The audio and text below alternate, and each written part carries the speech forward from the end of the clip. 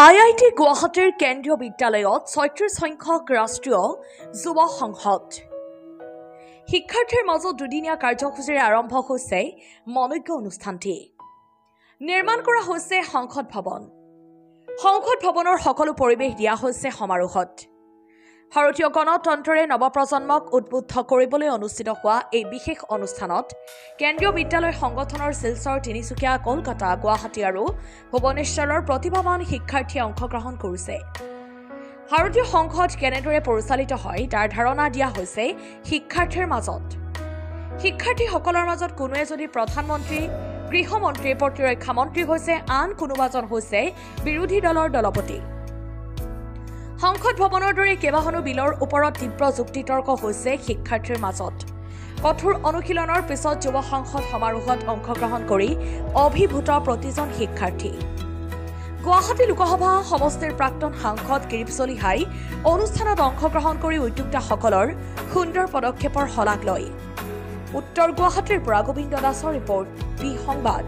মণ্ডলীয় ৰাষ্ট্ৰীয় যুৱ সংসদ প্ৰতিযোগিতাৰ যিটো আঞ্চলিক বা মণ্ডলিক পৰ্যায়ৰ প্ৰতিযোগিতা অনুষ্ঠিত হৈছে।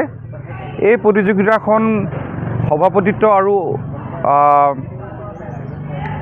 ইনগৰেট কৰিবলৈ আমাৰ মাজত উপস্থিত হৈছে গুৱাহাটীৰ পূৰ্ব সাংসদ শ্ৰীযুত কিৰীপ চলিহা ডাঙৰীয়া।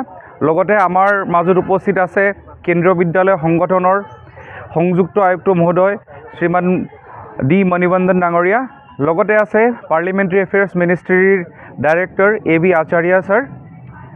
আৰু এই প্ৰতিযোগিতাখন আয়োজিত কৰা হৈছে KVS গুৱাহাটী ৰিজন অৰ্থাৎ কেন্দ্ৰীয় বিদ্যালয় সংগঠন গুৱাহাটী সংভাগৰ দ্বাৰা। গতিকে এই প্ৰতিযোগিতাত আমাৰ 5খন বিদ্যালয় বিভিন্ন সম্ভাগৰ পৰা আহি আমাৰ মাজত উপস্থিত হৈছেহি। তাৰে গুৱাহাটী সম্ভাগ, শিলচৰ সম্ভাগ, তিনিচুকীয়া সম্ভাগ, কলিকতা সম্ভাগ আৰু ভুৱনেশ্বৰ সম্ভাগ।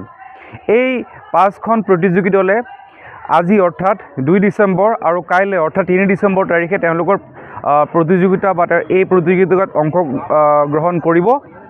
এই প্ৰতিযোগিতাৰ মাধ্যমেৰে আমাৰ ছাত্ৰ ছাত্ৰীসকলৰ মাজত গণতান্ত্ৰিক মূল্যবোধৰ প্ৰতিষ্ঠা কৰিবলৈ বিচৰা হৈছে।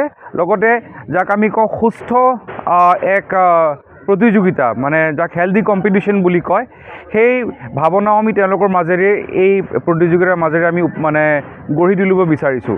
আৰু ভৱিষ্যতে যাতে যেনেকৈ আমাৰ সাংসদ বা ৰাজনীতিকবিদসকলে আমাৰ দেশক নেতৃত্ব দিয়ে, কেনেকৈ নেতৃত্ব দিয়ে সেই ভাৱনাটো যাতে আমি আমাৰ ছাত্ৰ ছাত্ৰীসকলৰ মাজত পাওঁ। এই ছাত্ৰ ছাত্ৰীসকলৰ মাজতে যাতে আমি ভৱিষ্যতৰ আমাৰ নেতা বা নেতৃত্ব দিব পৰা ব্যক্তি পাওঁ, তাকে আমি কামনা কৰি এই প্ৰতিযোগিতা অনুষ্ঠিত কৰিছোঁ। Opposition leader must make something, create something and fight. Fighting is also necessary. I have come to see who the winners will be. And naturally we'll be giving prizes here to the winners, and the winners will go happy and lucky and show off, oh, we have become champions. So my best wishes to all of you. But what happens to the losers?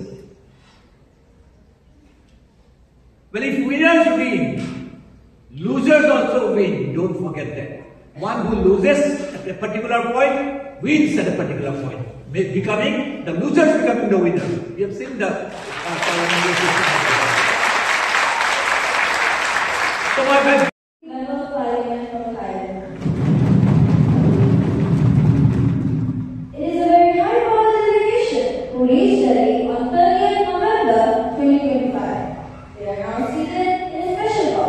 We wish them a very happy and blissful stay in our country, and we also convey our warm greetings and best wishes to the President, members, and government of the Parliament and the people of Hyderabad.